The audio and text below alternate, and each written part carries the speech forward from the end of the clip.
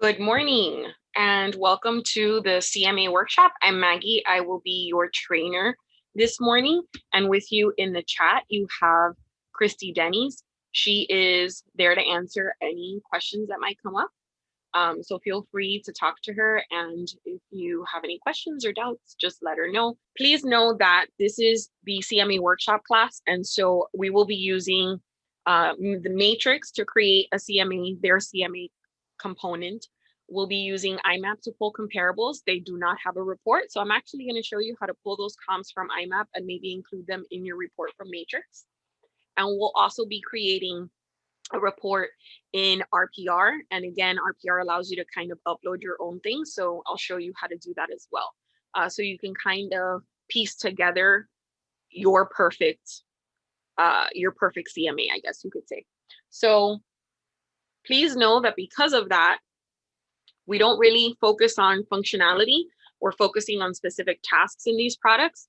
So in the description, we did advise that it is highly recommended that you take all the matrix classes, RPR, and IMAP classes before you come to this class. So if at any point in time something feels a little foreign or doesn't make too much sense, go ahead and sign up for those classes or go back and watch our classes because remember, they are recorded. So you have our classes available on YouTube. That's youtube.com/miamitrainers and also on miamirealtorslive.com, which is also conveniently linked on your Miami Gateway. Okay, Christy does share important links with you in the chat, so she'll be sharing that shortly. But I just wanted to point that out, that if something feels like it doesn't make too much sense, just go ahead and jump into YouTube and take advantage of all the classes that are there. All right, today's class is being recorded. So let's go ahead and start with creating the CMA in Matrix. So I'm gonna go ahead and let me make sure that we're sharing my screen.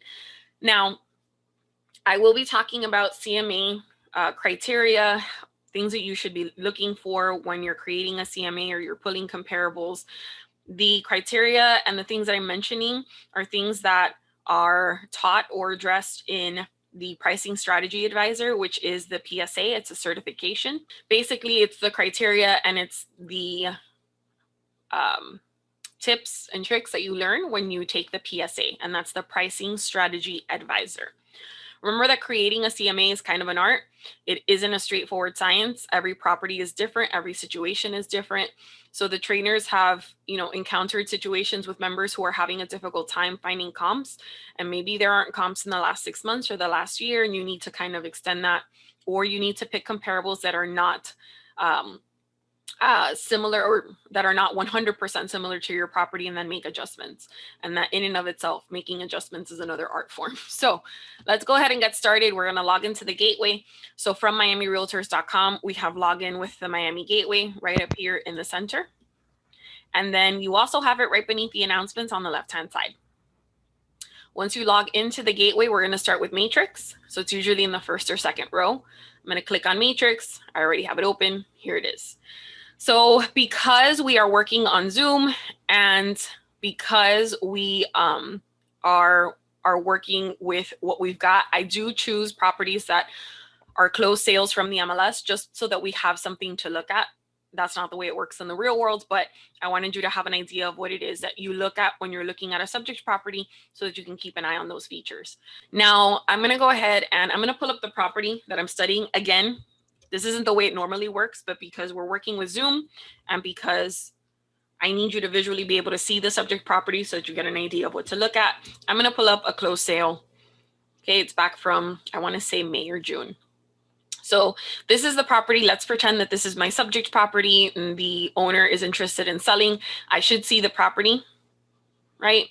Or maybe look in the MLS to see if there are old listings for this property to kind of get an idea of what's going on. So as you can tell, it's got, tile flooring. The kitchen looks like it's relatively new and up to date, right? And you go through and you see what's going on with the property. If you physically get to go visit the property, take pictures so that you can revisit that, okay? The bathrooms look like they're modern and up to date as well. Important key features to look at: flooring, kitchen, bathroom. It's got a pool, right? And pavers, and it's got like a little, looks like a jacuzzi. Now, we might not, I'm going to say it right now, we're probably not going to find comparables that have, you know, everything. They have that outdoor barbecue, they have the pool, they have the jacuzzi. But again, that's when you start to make adjustments. So this is what the property looks like. It's got three bedrooms, 2 bathrooms. It's approximately 15 square feet. The lot's approximately 7,500 square feet. Let's go ahead and let's start looking for comparables. So this is single family, which means I'm going to jump into an RE1, RE2 search, and I'm going to look for properties within a half mile. If it's a condo, it would be in the same building. We're going to look for comps in the same building. And then in terms of proximity, in that sense, you're looking for condos that are, you know, in the same range of floors, meaning I'm not going to compare a condo that's on the 5th floor to a condo that's on the 30th floor, right? So try to look within, you know, I'd say 5 to 10 floors so that it's kind of the same view and it's in the same line. So let's go ahead and let's jump into an RE1, RE2 search. I hover over search. I click on RE1, RE2. And minimum, you should be pulling active and closed sales from the last 6 months, which automatically Matrix autofills this to say 0-180. You can look within the last year. The pricing strategy advisor certification advises you not to go beyond a year. Sometimes you have to. It happens. Some people like to also add in pending sales, which is fine. But if you're going to add in pending sales, then I recommend you add in active with contract. It's the same thing. One is accepting backup offers, one is not. It is single family, so I'm going to specify single family single so that we are comparing apples with apples. And it does have a pool. I'm going to leave that for last to show you. In Matrix and in general, when you're looking for comps, less is more. I'm going to leave this blank for now. Now we're searching within a half mile. So in that column all the way to the left, I've got my statuses. Again, minimum active and closed sales for the last 6 months. And then if you'd like, it's personal preference, you can add in active with contract and pending. You're going to select your property type. And then in the center, if it is a townhouse or a single family, you're going to search within a half mile. If it is a condo, you're going to search in the same building. So for single family and for townhouses, you're going to use this map search. If it's a condo, you're going to plug in the address right beneath that where it says street number, street direction, street name. Okay. All right. So what we're going to do is I'm going to go ahead and change this to 0.5, so half a mile, and I'm going to plug in the address. Now, please note, I'm using Google Chrome. Most of your browsers like to do this. So I was doing this before class, right? I wanted to make sure that everything would run smoothly. And so Google Chrome remembers that I use the address. If I were to just autofill it with this, it doesn't necessarily recognize it in Matrix. What you need to look for is this little drop down that says, did you mean? That is coming from Matrix, not from Google Chrome. And once you see it in the drop down and you click on it, keep an eye on this phrase that says no map selected. Watch what happens. When I click on it, it changes colors and it says the map area selected. So that means it found the property and it was able to draw the radius around that property. If it doesn't change colors, it didn't find your property and it is now searching the entire MLS. What we want is to make sure that it was able to draw that radius. So again, when you come in here to type in an address, be careful with the autofill feature that most browsers have, okay? And make sure that you are looking for that little drop down that says, did you mean? So when I type in the address, I'm going to say 8521 Southwest 21, and I hit enter. I get this little, did you mean? I click on it, and now this phrase changed, and we're good to go. The property has 3 bedrooms and 2 bathrooms, so I'm going to go ahead and start by looking for comps that have the same number of bedrooms and bathrooms, and I'm going based off of the tax record. Always based off of the tax record. If there is a discrepancy between what was listed in the MLS and the tax record, I always default to the tax record. And then we're going to use the square footage for living area and for the property for that lot. So what we do is we calculate a 20% range. If it's a condo, you're going to calculate a 10% range. What does that mean? Let me show you. So again, this is based off of what is taught in the pricing strategy advisor certification class. I'm going to go ahead and just pull up my calculator really quickly. So I found that the best way to explain this is to show you, right? And if you're like me or in your visual, you need to see it. So I calculate a 20% range. What does that mean? The square footage for the living area of this property is 1,490 square feet. So it's 1,500 square feet. What you do is you take 1,500 times 0.2, which is 20%, and you're going to get 300 square feet. So now you're going to create a range. How do you do that? You're going to take 1,500 and you're going to subtract that 20% that we found, which gives us 1,200 square feet. And then you're going to take that 1,500 and add that 20% that we calculated, and you get 1,800. So I'm going to look for properties that are similar in size, that are nearby, and that have similar features and characteristics. So similar in size, that means 1,200 to 1,800 square feet. So if I go back to Matrix, where it says living area, I'm going to type in 1,200 to 1,800 square feet. Now, if you're in an area where lots differ vastly, I would then also recommend creating that range for the square footage of the properties down here. I know in this area, for the most part, they're the same size, but again, you would also calculate a 20% range. Obviously, this does not apply to condos. It might not even apply to some townhouses that have like a 0 lot line, but and usually townhouses are in a subdivision where they're all kind of cookie cutter. But I would also perhaps add that in, okay? So in this case, the property has a lot that's about 7,500 square feet. So the 20% would be 1,500. When you calculate that, it's 6,000 to 9,000 square feet.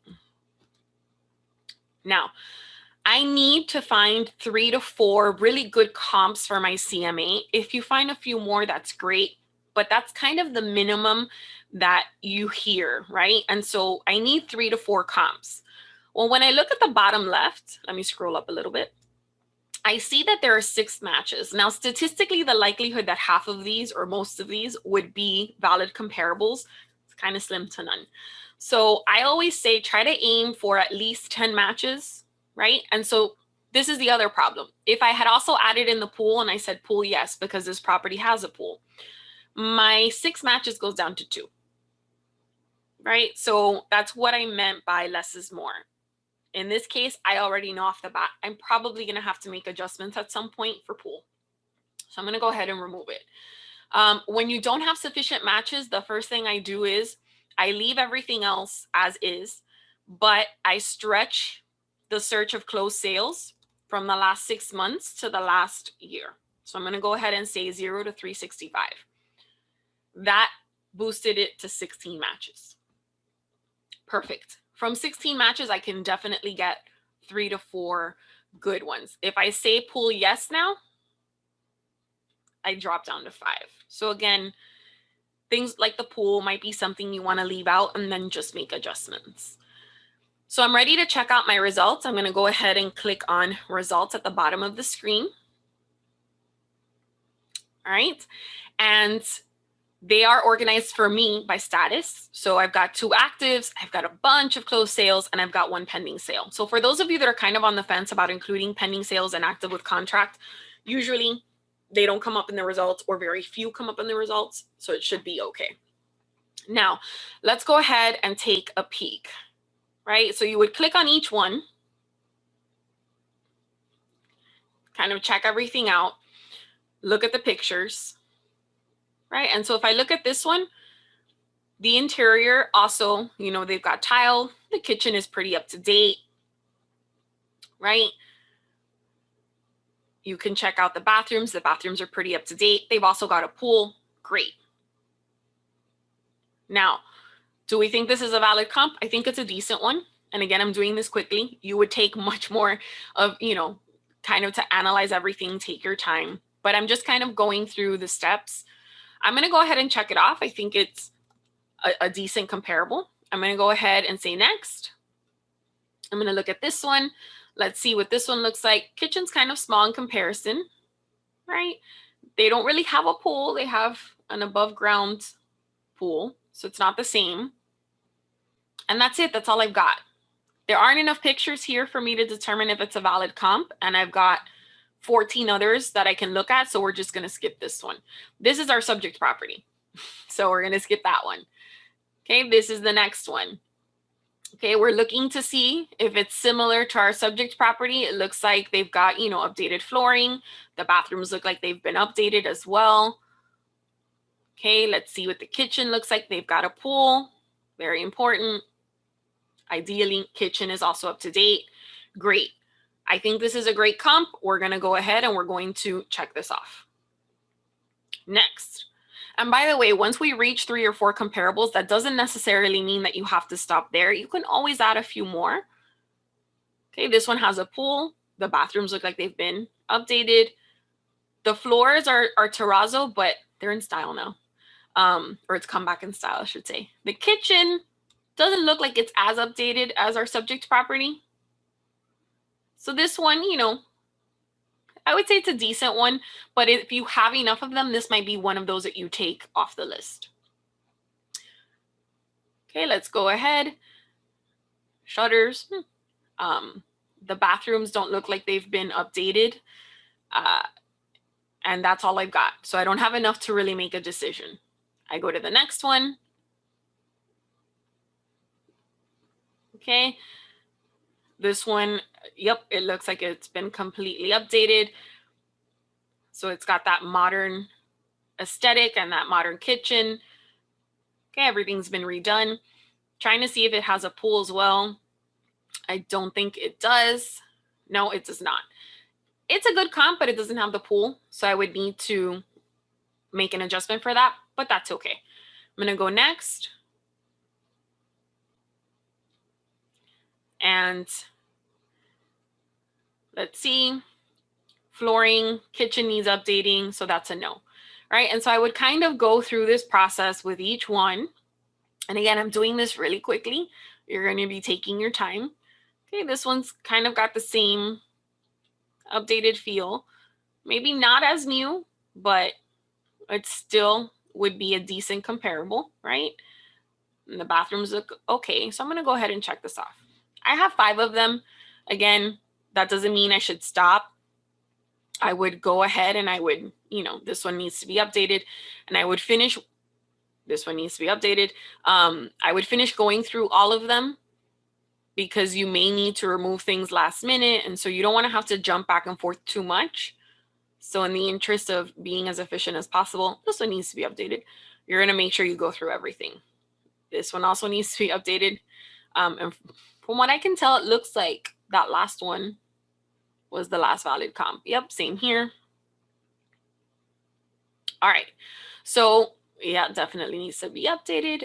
So from what I can tell, it looks like we've got 5 solid comps. Yeah, same here. This one needs to be updated. We've got 5 solid comps. So what I'm going to do is go back to agent single line right up here. I've selected my 5 comparables. This one was the one that we were iffy about because of the flooring and the kitchen wasn't as new. So at this point, I could leave it there or I could remove it. I'm just going to go ahead and leave it. So I've selected my comparables. Now I need to create my report. At the bottom of the screen, you'll notice that under actions, there is a button that says CMA. It will take these 5 listings and it will then take us into like the little wizard that Matrix has to create a CMA. I'm going to click on CMA. And you just follow these steps right up here. Start. So who is this for? I always recommend that when you are working with a customer, you add them as a contact in Matrix. If you have not done so at this point, then you can go ahead and click on create a new contact and add them in. So I'm going to say this is for my contact. I don't know. Let's say Audrey Hepburn. You can create the report in English or Spanish, and then you can add a description. In the description, we recommend you add in the subject property address so that when you're looking at your list of reports, it's easy to spot and it's easy to tell who it was for. So I'm just going to go ahead and plug in the address. You can even put like the beds and bathrooms and the square footage if you wanted to. It's a free field without any character limits. As you go through this process, Matrix does autosave, which is nice. So it's auto-saving your work. Once I'm done with the starting point, I'm going to go to pages so that I can select the pages I would like to include in my report.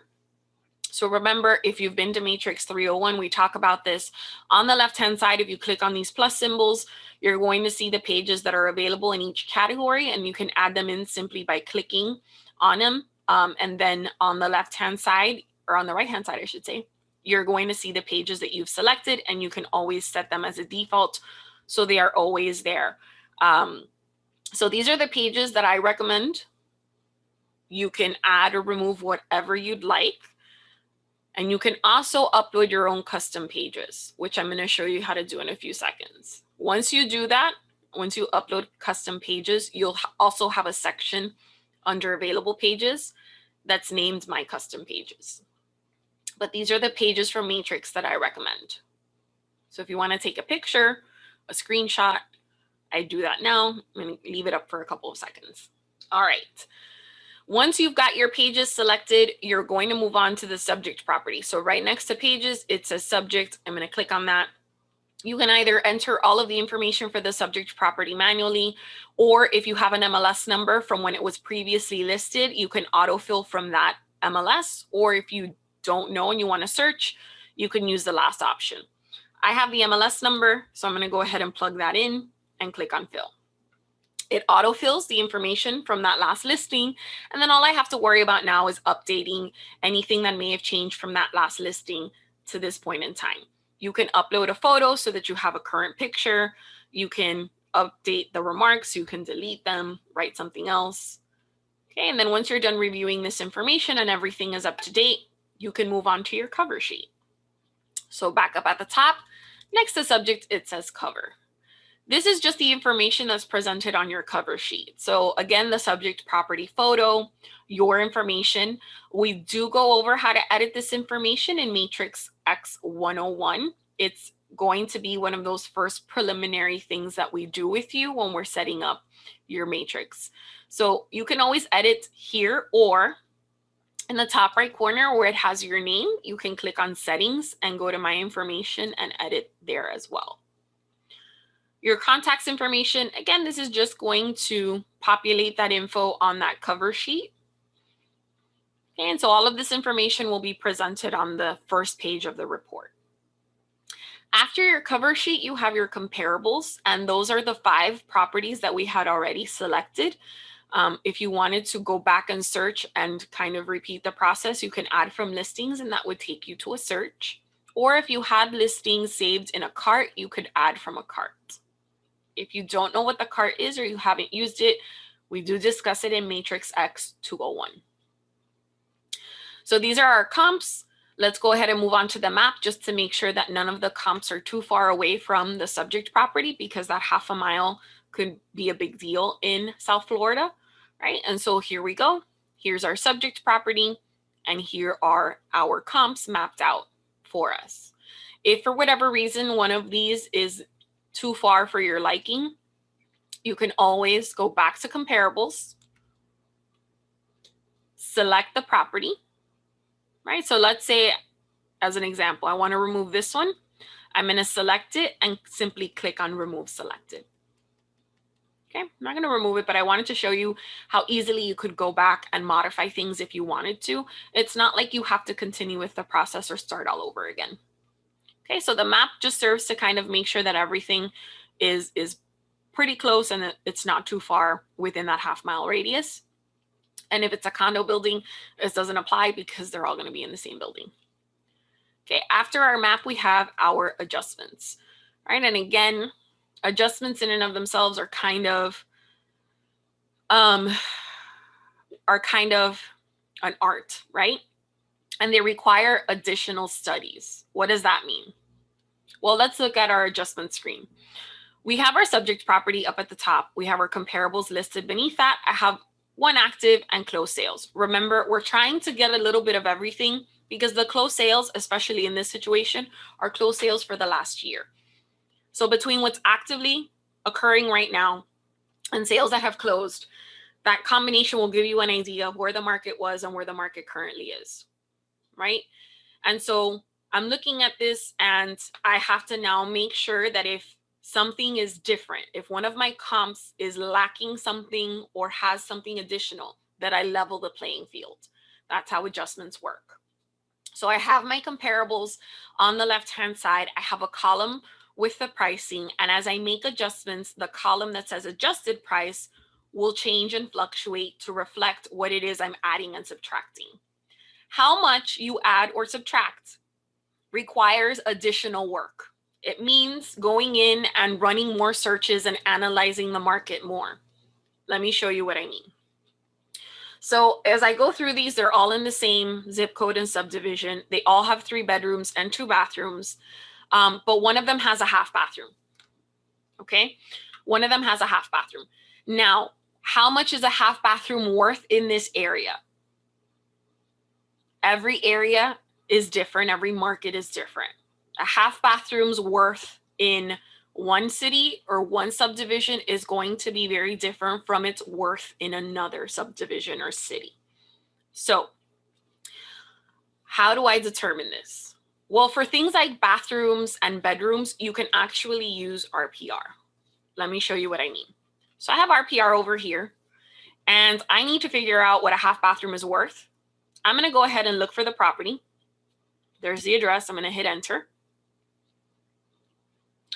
And RPR has this tool called Refined Value. We do talk about this in the RPR class, but Refined Value allows you to kind of recalibrate the value of a property based on certain features. So when I go to Refined Value, here's what I'm going to do. I know the property has 3 bedrooms and 2 bathrooms. So hypothetically, let's say if it also had a half bath. What would happen if I changed from 0 half bathrooms right here to 1 half bathroom? And I applied the change. According to RPR, a half bathroom is worth approximately $16,000. And again, this refined value tool from RPR is going to help you calculate the possible value of bedrooms, bathrooms, and half bathrooms. It's not going to help you with things like pools, but it's going to help you with things like bed and bath. So they're calculating that if this property also had a half bathroom, it would have increased the value approximately $16,000. So what I'm going to do is I'm going to go back to Matrix and I'm going to say, this property, I need to bring it down $16,000 so that it is at the same level as everything else. How do I do that? I'm going to plug in minus $16,000. So all I did was minus 16,000. Notice that now on the left-hand side, it dropped from 465 to 449 to reflect that change. If I go to the next column with the pool, I have my subject property has a pool. 3 of my comps have a pool. 2 of them do not. That means that I need to increase the value of these 2 comps to bring them up to the same level as every other property. What is the value of a pool? Well, RPR is not going to save us this time. You would have to run a search of closed sales in that area of single family with a pool, run a search, closed sales without a pool, and see what the difference is between those 2. So let's say our single family with a pool averages at selling for $475, and our single family without a pool averages at selling for $455. Well, now I know that the approximate difference, that difference is maybe the approximate value of a pool, right? So let's say $20,000 just for the sake of this example. So I now need to add $20,000. To do that, I simply type in the number. Okay, so I'm going to type in the number. And now the value on the left-hand side has increased $20,000. All right, so I have added that. So how do you subtract value? You're going to put minus on the number. How do you add value? You're just going to type in the number. And you go through each column and you are going to make those arrangements, those adjustments, I should say, not arrange. So you're going to make those adjustments, okay? Now, once you are done making adjustments, you can move on to the pricing. Okay, and the pricing is going to show you. Okay, so right here, pricing is going to show you the comparable prices where the prices originally were, and the adjusted prices are going to be based off of the adjustments that you made. I always look at the median and average for both. So for example, And I suggest that when you offer the list price, you offer a range so that you have room to work with. If you offer your potential seller a specific price and they list with you, and then you have to make an adjustment to that price for whatever reason, they may be reluctant because you offered them a specific list price. So, and that's going to be an issue if you need to reduce for whatever reason. So we always recommend offering a range. So if I look at this median and average, I see that the lowest is at $465 and the highest is at about $480. So that's a $15,000 range. That's pretty good. I wouldn't recommend going beyond like a $20,000 range, right? So I could say, all right, we can list your property and sell it anywhere between $465 and $480. What's your seller going to say? Listed at $480. But now you've already had the conversation from the beginning that you need to create a range because you may need to make adjustments to that. So let's go ahead, and where it says suggested list price, I'm going to click, and in here I'm going to type in 465 to 480. Keep in mind also that sometimes if it is too difficult to price a property because it's a unique situation, you can always contact an appraiser. But most of the time you'll just be running your CMA. But if it's a really unique situation, you'll go ahead and, contact an appraiser. But again, if you needed to calculate the value of things like a pool, you can go ahead and you can say, let me look at the closed sales. And I say closed sales because they're done. Active sales in that situation, or active listings, I should say, not active sales. Active listings may not be as accurate. The reason you add active listings to your CMA is to just kind of balance everything out. But for something like a pool, I'm going to want to know the exact value. So I'm going to use closed sales when I'm studying that information. And again, CMAs are not an exact science. We all wish they were, but it requires quite a bit of work. Okay, now I've got my suggested list price. The notes, you can add in an additional explanation or what you did to come to that price range. I'm just going to type something in so that when we create the report, you can see where it is on the report. So I'm just going to say after studying. All right, so I have my suggested list price. I have my notes. Let's go ahead. We're done. We're going to say finish. Okay, while I'm waiting for this to open, because I'm going to view it. Adjustments for lot size at what point? I mean, if you ran your search originally with that 20% range, you shouldn't be needing to make adjustments for lot size. If you absolutely need to make adjustments for lot size and for living area for whatever reason, then you would look at the price per square foot, calculate the difference between one and the comp and your subject property, multiply that difference by the price per square foot, and then make your adjustments accordingly. Again, creating a CMA can be quite the process. It's not a one and done situation. But for things like lot size and living area, I would say use price per square foot. All right, so this is my report based off of the pages that I've selected. Here's my cover sheet. Here are my comparables with adjustments. Adjustments are made at the very bottom and they are not itemized. So keep that in mind when you're presenting this to your potential seller. Meaning it doesn't say that I adjusted the price because of a pool. So you would need to explain that. Here are my comps with the remarks and that basic information like bed and bath. Here are some nice visuals that come with the CMA Pro report. So this is what happened with the active. This is what happened with the closed sales. This is a summary of everything all together with a nice little table. This is your pricing recommendation plugged in right here. Let me zoom in to show you. Okay, so it's plugged into the report right there. And then those additional notes I had mentioned get plugged in to this blank space. So where I said after studying the market, that's where my notes would go in this area. So you can add in quite a bit of information and explanation if you wanted to. I also like to add in your guarantee as a realtor and the benefits of working with a realtor.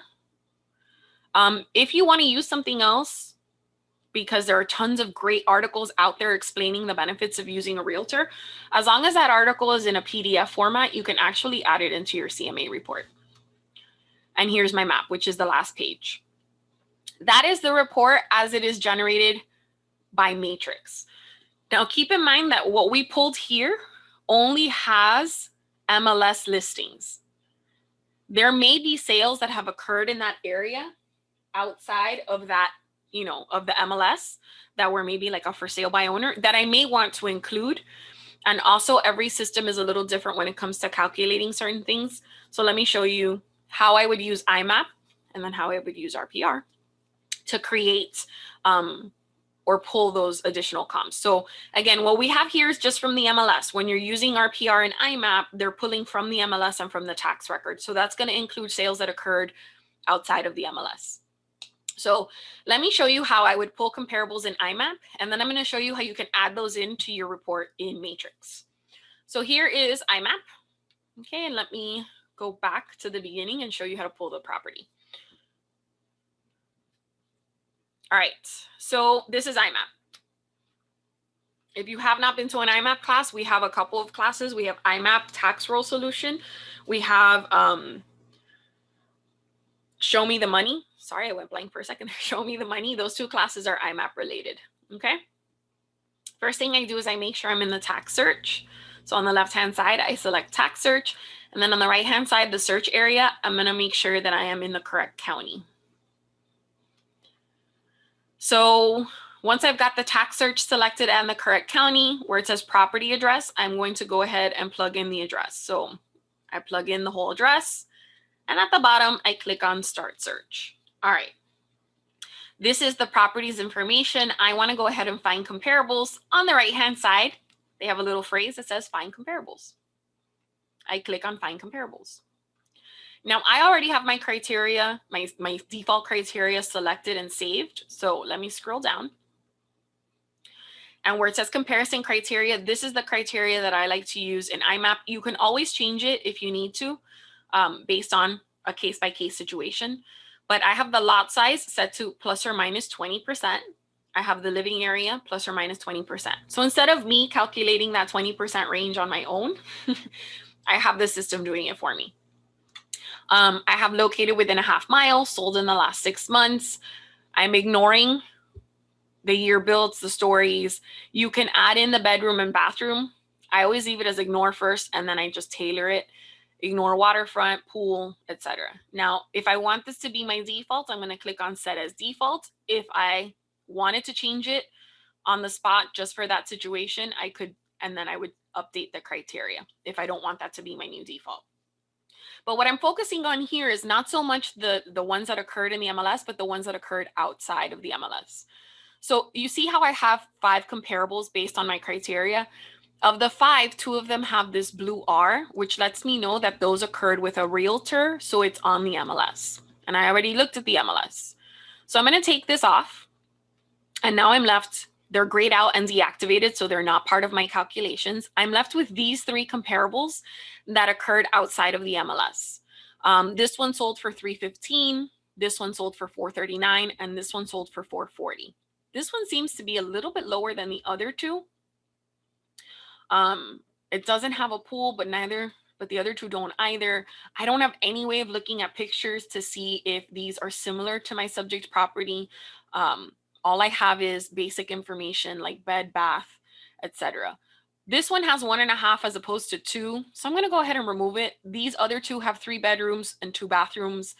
They don't have a pool. I cannot make adjustments in IMAP, but remember, you handle adjustments for Matrix for those listings. This will just help give you an idea. And they're giving me a range. So up here, they have estimated range based on price per square foot. They're giving me a range of anywhere from $377 to $427, hovering around $402, which is kind of low compared to what I saw in the MLS. Maybe this proves that you are able to list and sell properties for more with a realtor than on your own. There are articles that discuss those statistics, by the way, that you might want to use if you're working with a for sale by owner that you're trying to convince to list with you. If I change this to sold in the last year, so I'm going to go ahead and say sold in the last year, update criteria, just because I did the same in Matrix. I now have quite a few more, right? But if I remove all of these that have been sold by a realtor, right? So I'm going to get rid of all of those blue R's. I mean, it's great for you guys. It looks like most of them were sold by a realtor. And I remove, let's see, this one's a 4.2. This one's a 3.1.5, 3.1.5. I've got 3 3.2s that were sold in the last year, and I've got a range, you know, by square footage. Again, whether or not you choose to use this is up to you. I still highly recommend that you analyze those sales that occurred outside of the MLS. It's additional data and it can never hurt you to have a better understanding. But let's say I wanted to include this information on my CMA that I just created in Matrix. On the right-hand side, it says save as PDF. You can upload additional pages into your report on Matrix and into your report on RPR as long as it's a PDF. So I'm going to click on Save as PDF, and it's going to go into my download folder. I use Google Chrome, so I know it automatically will go there. Okay, so it downloaded into my download folder. I am going to go back to Matrix, and I want to add this page, so I'm going to go back to Pages. I had added this previously, but we're going to ignore that one. So let's say I wanted to add this page at the bottom of the screen on the left-hand side. It says Manage Custom Pages or Upload Custom Pages. You're going to click there. I'm going to go ahead and just remove this one. All right, now once you're here, you are going to choose the file from your computer.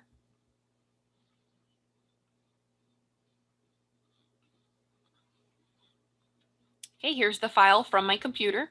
I'm going to click on Upload to load it into Matrix. Once it's been loaded into Matrix, you can have it with the header from Matrix, but it never looks right. You can tell it's out of place. Let me show you. See how it's blocking part of the map and it's very obvious it doesn't belong there. I'm going to go ahead and remove it by removing the check mark where it says Add Header. So I've loaded the page. I'm removing the header. At the bottom of the screen, I'm going to click on Save. And again, you can do this with any PDF. I'm going to save this. So if it's marketing materials from your office, flyers, if it's articles, save them as a PDF and you can load them in and use them. I've added the page, but now I need to include the page in my report. I click on the page and you'll notice that it's been added on the right-hand side at the end. You can rearrange it or reorder it using the arrows, these blue arrows that you see. I'm going to leave it there and go back to finish. And now when I open the report, you'll notice that the page I added is at the end of the report. Okay, so here's the report, same pages, but now at the end, I have my map, and then I have this page from IMAP with the information from IMAP. Okay, and again, any PDF will work for this. All right, so now we know how to pull comps and create the report in Matrix. We know how to pull comparables from IMAP. Again, it doesn't generate a consumer-friendly report. As you saw, it's just a one-page comparables PDF. You can, though, include that in your other reports. So like we just did, you can include it in Matrix, or when you create your RPR report, you can include it there as well. So I'm going to jump into RPR, and I'm going to show you how to create a CMA in RPR. So what we're going to do here is I'm going to pull up the property, right? Here it is. I'm going to make sure that I am searching all properties. Okay, all properties. I click on the magnifying glass or hit enter. Perfect. So here is the property. I'm going to create a CMA. So you can either click on comp analysis up here, or you can click on create. I'm going to click on comp analysis. All right, now what's nice is that they've created like a really easy 5-step process, and you can't move on to one step without having finished the previous step. They do have a comparative analysis and a sales comparison analysis. If you don't know the difference, they are very transparent about everything. You can just click on what's the difference, and they've got an entire video. Okay, they've got a video explaining everything. But it's a more detailed version, and their comparative analysis, their CMA is already detailed as is. The report is really long, but if you want something even more detailed, you have the sales comparison. So the first step is confirm the home facts. When I click, I see that it is 3.2. This is something I had done previously, so I'm going to remove that. All right, so it's a 3.2. Everything is as it should be. I'm going to go ahead and at the bottom of the screen on the right, click on confirm facts and close. Step number 2 is search for the comparables. So now I'm going to click on find comps. and their criteria is on the left-hand side, basically. So it's asking here, it's already filled in single family. It's already looking for active for sale and pending, as well as sold. If you want to include under contract, you can. Within the last 6 months. Now remember that our PR does have MLS and tax info. For beds, we're going to look for 3 to 3. For bathrooms, we're going to look for 2 to 2. For the living area, their range is a little bit larger. We can leave it as is, or we can switch it to what we had used in Matrix. Okay, you can also include the lot size. Again, their range is a little different from what we had calculated. It's a little more than that 20%, but you can just come in here and change that. And now we need to add in an area. So you can actually draw on the map. So if I use draw shape and draw shape and I say radius, here's my subject property right here. I'm just going to click, drag, and once I get to that 0.5, I let go and I can search in this area. They also have geographies, but they're not always mapped out. So where it says use a geography, you can use things like the micro, minor, intermediate, macro, but it's not always mapped out. All right, so we have 6 sold properties. We have 3 that are for sale and pending. Okay, so we've got a total of 9. Anything that has a star, and we do have RPR, we have RPR residential, RPR commercial, and then RPR has a mobile app that we discuss in a class called Mobile Realtor with Miami. But they calculate their own version of an AVM, which is the automated valuation model. And any property that has a star is a property that they use to calculate the estimated value of the property. So we're going to go ahead, and if you wanted to analyze each property, you can actually click on it. And what's nice is it opens the information in another tab so that you don't lose what you did. Okay, so you can just click on these and analyze them. So I'm going to go ahead and I'm seeing some of the same that we saw in Matrix. So I'm kind of looking for those and adding those in. And then these are the sales and the pending. Okay. I'm just recognizing some of the ones that we saw in Matrix and selecting those. Now, I selected these 3 sold at 438, 440, and 439. And then the active is at 540. Let's add this one in too, 426. Their range is really broad, but you can edit that, so don't worry. So once I've selected my comps, I'm going to click on Update Valuation and close. And now the next step is making adjustments.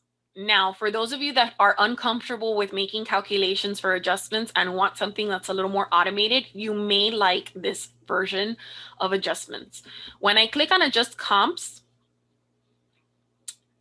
here's how you make the adjustments here. So for example, my subject property has a pool. Let's say this one doesn't have a pool. That makes it a little bit worse. I'm going to move this over a couple of notches and it's going to make adjustments. If you move it all the way to the left or right, it makes adjustments accordingly, but they do have little notches that you can use so that you can make slight adjustments or bigger adjustments. So they will calculate those adjustments for you. You are not itemizing the adjustments the way that we did in Matrix. You are just simply determining, is this comparable a little bit better or a little bit worse or a lot better or a lot worse? And then RPR handles the adjustments accordingly. So as you can see, if I move it over 1 notch to the left, it makes an adjustment of about $3,700. Move it a little bit more, $7,500. So it goes changing. If I make it a little bit better, it'll bring it down. Okay. So the adjustments here are automated in that sense. All you have to do is determine if it's better or worse. When you're done making adjustments, at the bottom, update the valuation and close. Okay. The next step is the pricing. And so they give this really huge range. You can actually edit. If you're okay with what they've generated, leave it as is. If you would like to edit, click on edit. And then here I can specify, you know, we had said, I think 465 to 480 or 490, 465.